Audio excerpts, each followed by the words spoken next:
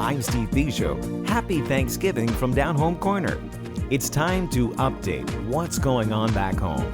What better day than today to reconnect with Campbellton Mayor Stephanie Anglehart-Paulin.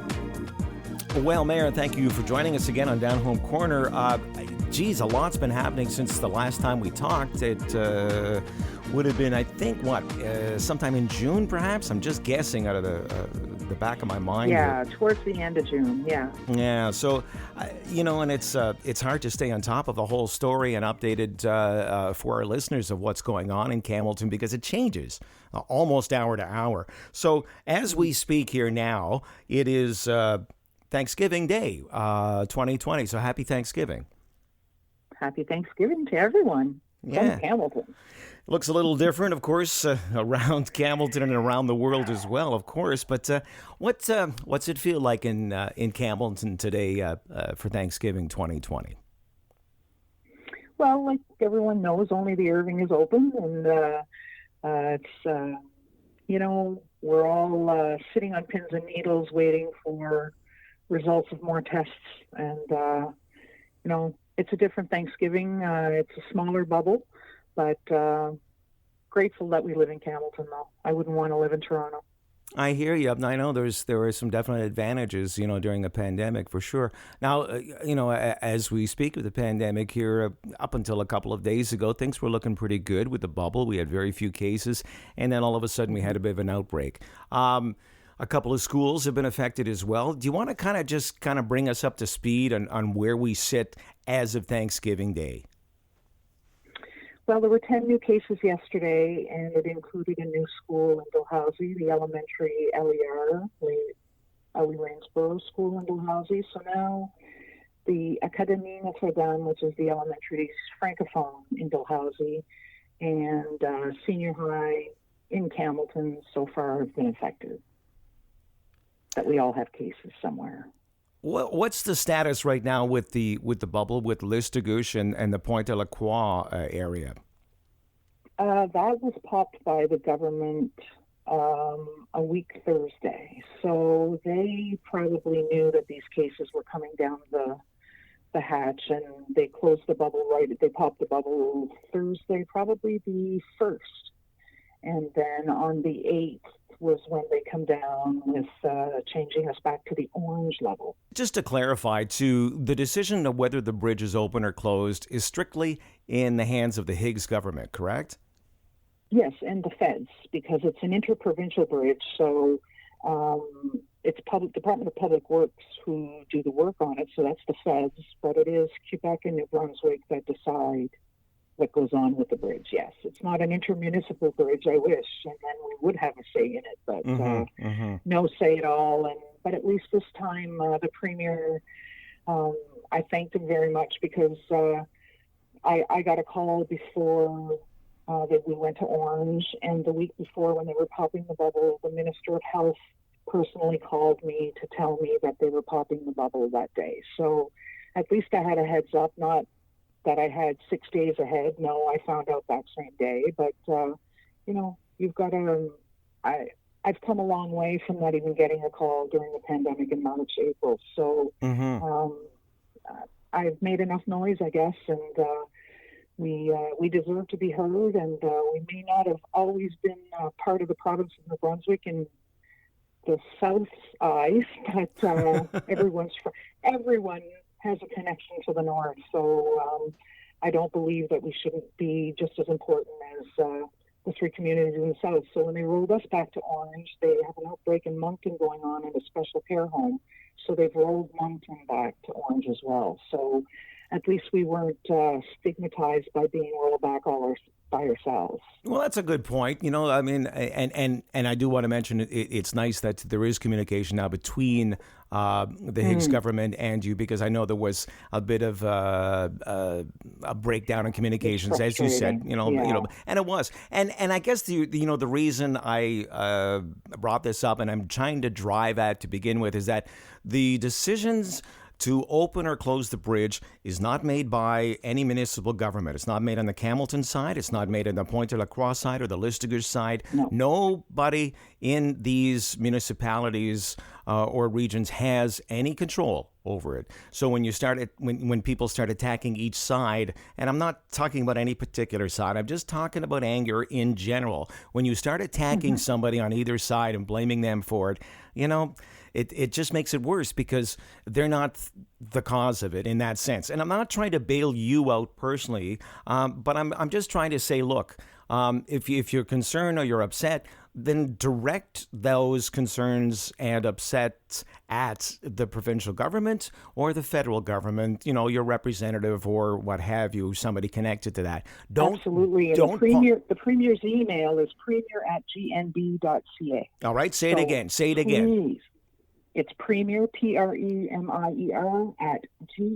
@gnb.ca. Okay. And you send them an email because they have a COVID committee meeting once a week. And now with the pandemic going on in phase orange, it must be more often, I imagine. So send the emails if you're concerned with the bridge or any of the rules that have set out. Because, for instance, that the strip clubs can be open, but I can't get a haircut. I don't know. It doesn't seem that there's any legitimate reasoning behind this. And you're not attacking the strip clubs either. You're not. No, you're just saying it. I don't understand. They can have them, but I'm a little jealous that they can have that, and they can have a drink. On the brighter side, these strip clubs, the hair looks great. By the way, everybody's hair looks great. So. No, thank you very much. It's dark anyway. I'm not going there anymore. But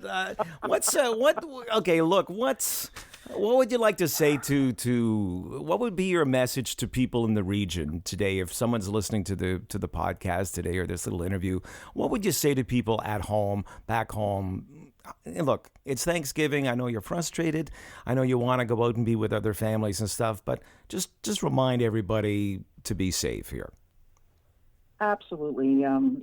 First of all, happy Thanksgiving. It isn't the normal Thanksgiving that we all know about, meeting family and friends and having even our university students coming home. Some of them didn't come home. So we understand that it's a tough one, but if we keep our guard and our bubble closed right now and try and eliminate as much movement as we can, the virus won't move. And then by Christmas, we'll be able to enjoy a Christmas meal together. So what we sacrifice today is what's going to bring us maybe a Christmas dinner with our family. So I'm willing to roll up my sleeves. We did it earlier in the spring, and, we're not alone. There's, everyone knows that I'm on Facebook and reach out, and if I can help you and give you some information, I always do. And then I encourage everyone to reach out to someone that would be alone today. Just knowing that they're in a zone that's been turned back to orange, we're just afraid. So a little word of encouragement, say a few prayers for us. And for those that don't believe in prayers, say one anyway.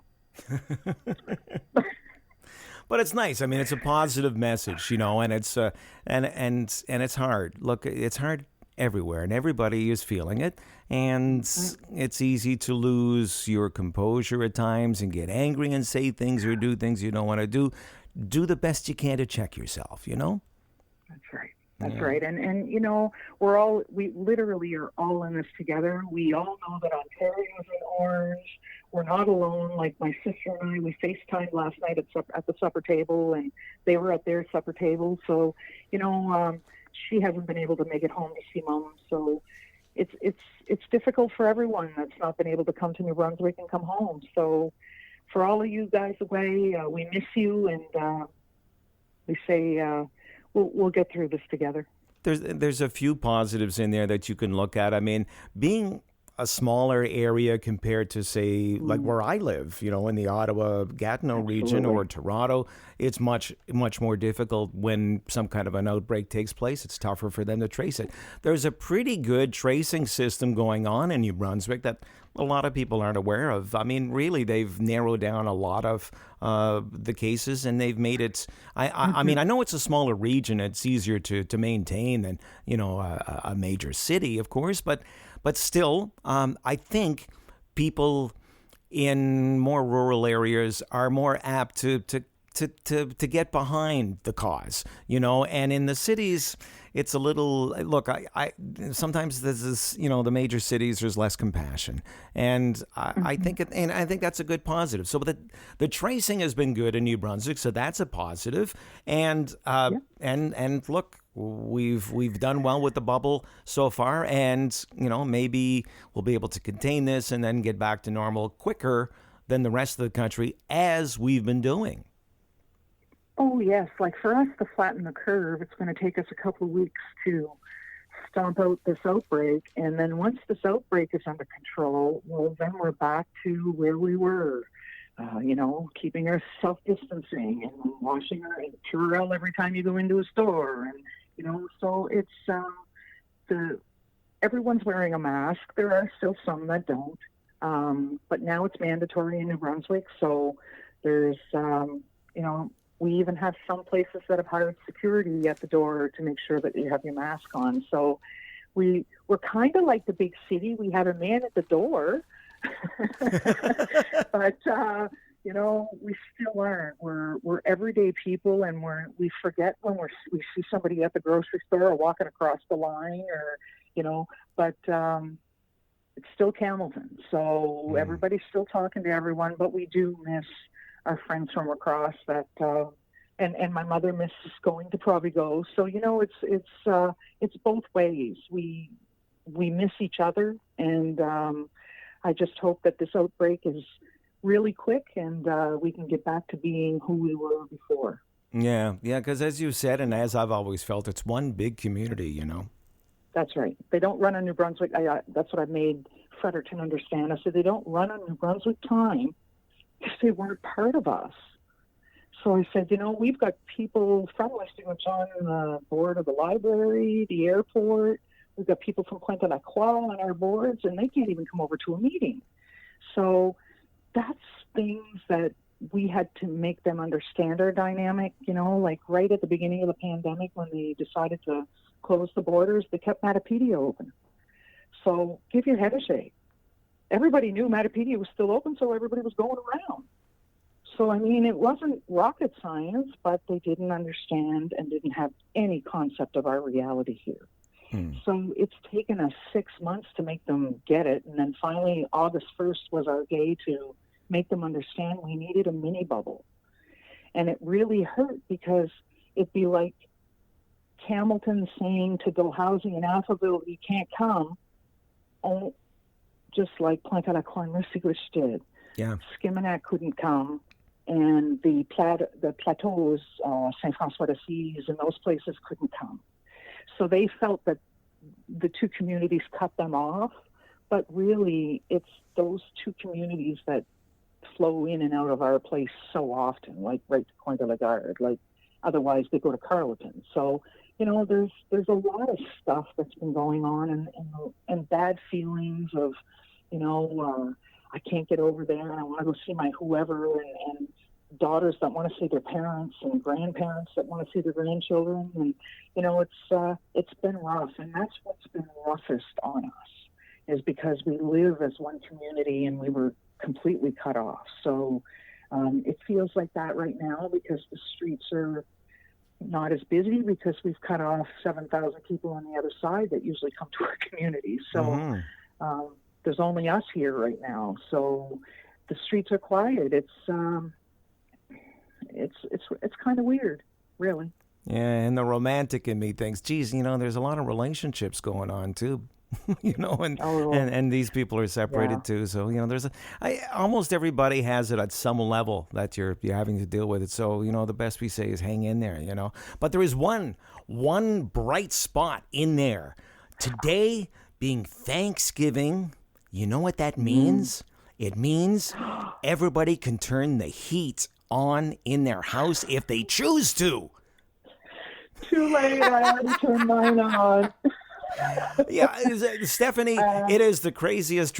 My American friends scratch their head and they just laugh. They laugh at us. They go, what is this all Sure. about? But I mean, like, to anybody out there who doesn't get the Canadian crazy Thanksgiving tradition, for some reason, the majority of us in this country, and probably even more staunchly back east, will not turn the heat on, no matter how cold it gets. Minus 25, September 22nd, don't matter to me. We're not turning the heat on. Yes, and I don't know where this tradition began. I guess maybe somebody was saying, look, let's see if we can batten down the hatches and really tighten our belts, and no matter how cold it gets, we won't turn the heat on until Thanksgiving, and we'll save money. Put another sweater on. I know. Yeah. There you go. But Mom, I can't turn the taps on. The water's coming out icicles. Put another sweater on, damn it. That's right. So Those see, are lovely there's heat. bright. Did you turn the heat on yet so far, Stephanie? We have. Yeah. Sorry. We have a heat pump, so we turned it on, I'm sure, last month. Yeah, well, I turned it on. There was somewhat very thick rain falling yesterday here. It wasn't snow, but it wasn't rain, so it was just thicker rain. So it dampened it out, and now it's cold, and just look. Hey, look, you gotta justify it. I get you. No, but hey, look, All those enjoy. yellow leaves have blown off the trees because of the wind, so it's starting to look like winter's coming. And it's starting to sound like a Mamas and Papas song, is what it's starting. All the leaves are brown. Yeah, I got you. But There look, you go. yeah, and full disclosure, I turned my heat on this morning, not because it's Thanksgiving, but because I was cold. I realized it's chilly this morning, which is really odd because a few days ago I had the AC on, so it just. Well, yeah, it was 20 degrees or 24 degrees. Wow. I know. Hey, I gotta love it. Only in Canada. Only in Canada, you got it. The same thing. But look, just to close off, what message could you give to people like myself who are displaced Campbelltonians living around the world? What would you say to them who were concerned? What's going on back home? How's everybody doing? What would you say to all of us out there? Well, stay in touch with anyone you know from here. Give them a call. Just tell them that you've heard that we've had an outbreak. Just reassure them that you really know that we're in your thoughts and in your prayers. 64% of our population is over the age of 54. So that means our elderly parents and grandparents and aunts and uncles, whatever, we're still here. So they've closed the nursing home down as of last week, so there's no more visits again. And that's hard on everyone. So if you know anyone in the region, please reach out, whether it's on Facebook or what have you. And, you can reach out to me, tag me on your show, Steve, so that people can reach out to me. And you can watch my Facebook Lives and get a little update on what's going on in our Zone 5. We're Zone 5 here. So, the health authority gives us everyone a zone, and Moncton's Zone 1. So right now, Zone 1 and 5 are in orange, and everyone else is in yellow. So, we're going to hold our breath and go back to yellow soon so we can get another haircut. Well, that's a beautiful way to close, though, with your suggestion to people to reach out to people back home, and a perfect excuse on Thanksgiving Day. So nice little message to wrap this up. Thank you for joining us today, and thank you for being in touch with us through all of this. And please don't hesitate to contact us if something new happens that you feel that the rest of the Campbelltonians around the world should know about. Thank you very much for being in contact with the show. We appreciate it. Well, thanks, Steve, for letting us get our message out. I know we're not a little big place, but we feel like we're a big little place. So it's awesome to be able to share a little bit of news from home. And we want you to know that you are all here in spirit. We carry Campbellton for you if you ever want to come back. So that's why I stepped up as mayor, because I wanted something for all of you that are away to come back to. So, happy Thanksgiving, and Remembrance Day is next, and that should be another ceremony that might be quite affected, but I'm sure our thoughts and prayers will be with all our veterans anyway. So, we'll talk soon. Well, maybe we can do something to connect on that day, too. Yep. That's right. Cool. Thanks. Well, thank you and take care. Yep. Happy Thanksgiving, and turn the heat on no matter where you are. Even if you're in Miami, you can do it today, and don't feel guilty.